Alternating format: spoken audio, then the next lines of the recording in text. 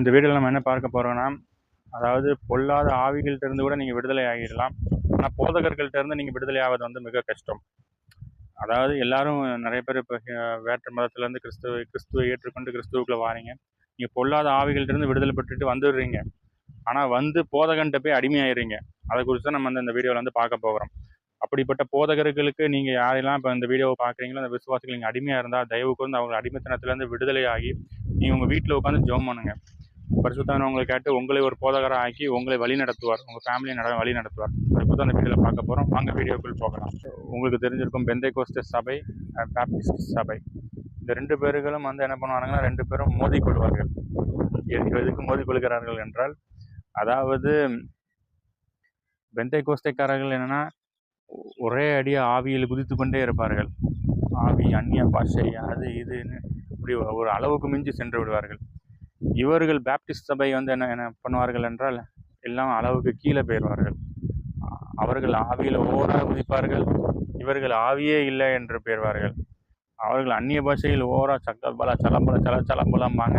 இவங்க அதெல்லாம் ஒன்றுமே கிடையாது அப்படின்னு பாஷைக்காரர்கள், நீங்கள் அந்நிய பாஷை அபிஷேகம் பெற்றால் தான் நீங்கள் ரசிக்கப்பட்டுள்ளீர்கள் என்று சொல்வார்கள். ஆனால் இவர்கள் சொல்வார்கள், நீங்கள் ரசிக்கப்படுவதற்கு மனித பங்கே தேவையில்லை, உங்கள் விசுவாசம் கூட தேவையில்லைன்னு இவங்க சொல்லிடுவாங்க.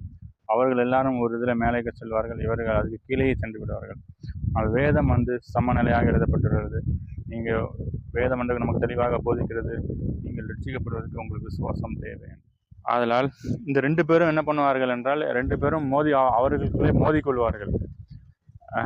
அதுக்காக தான் இந்த வீடியோ பதிவு. அதை நீங்கள் விசுவாசிகளை வந்து புரிந்து கொள்ளணும். இவர்கள் அவர்களை குறை சொல்வார்கள், அவர்கள் இவர்களை வந்து குறை சொல்வார்கள். இதெல்லாம் எதுக்காக இவர்கள் பண்ணுகிறார்கள் என்றால், இவர்களுக்கும் இயேசு கிறிஸ்துவுக்கும் ஒரு சம்பந்தம் வந்து கிடையாது. எதுக்காக பண்ணுகிறார்கள் என்றால், அதற்காக தான் இந்த பதிவு. விசுவாசிகளாகிய உங்களை வஞ்சித்து இழுத்து உங்களை அவர்களுக்கு அடிமையாக வைத்து காணிக்கையை வசூல் பண்ணி உங்களை வைத்து அவர்கள் வாழ்வதற்காக தான் இந்த ரெண்டு பேரும் ஒவ்வொருத்தர்களுக்கு சளைச்சவர்கள் அல்ல.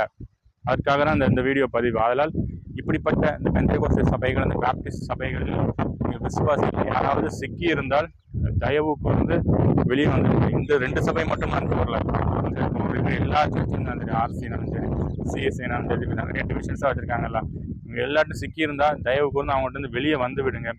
வந்து விட்டால் தான் அவங்களுக்கு வந்து விடுதலை. முதலாவது இந்த ஞாயிற்றுக்கிழமை தூரம் ஆலயத்துக்கு போறீங்க திரும்ப, அதை முதலாவது நிறுத்துங்கள். உங்கள் வீடும் எல்லாம் வந்து விடுதலை அடையும். ஏனென்றால் இயேசு கிறிஸ்து வந்து எங்கேயுமே அவர் வந்து ஆலயத்தை கட்ட அனுமதிக்கவில்லை. எங்கேயுமே வந்து வேதத்தில் வந்து புதிய ஏற்பாடில் டெம்பிள்ங்கிற வார்த்தையை அவர் வந்து வரவில்லை. ஏனென்ற எல்லா இடத்தும் இவர்கள் வந்து இயேசு கிறிஸ்து இடித்ததை மறுபடியும் வந்து கெட்டுக்கொண்டிருக்கிறார்கள். நான் கையினால் கட்டின ஆலயத்தில் வாசம் பண்ணுவதில்லை அப்படிங்கிறாரு. இந்த உங்கள் சரீரம்தான் டெம்பிள் அப்படின்னு சொல்றாரு. அப்போனா இயேசு கிறிஸ்து எதை இடித்ததை அவங்க எதுக்கு கெட்டுறாங்கன்னா, உங்களை ஏமாத்துறதற்காகவும் உங்களை வஞ்சிப்பதற்காக தான் அவர் வந்து இதை பண்ணுகிறார்கள். அதற்காக தான் இந்த வீடியோ பதிவு. அதனால் அவர்களை விட்டு இந்த ஞாயிற்றுக்கிழமை ஆலயத்துக்கு போவதை நிப்பாட்டி விட்டு நீங்கள் வீட்டிலிருந்து நீங்களே கிறிஸ்துவோடு இருந்து ஜெபித்து பாருங்கள். உங்கள் வீடும் வாழ்வும் விடுதலை அடையும்.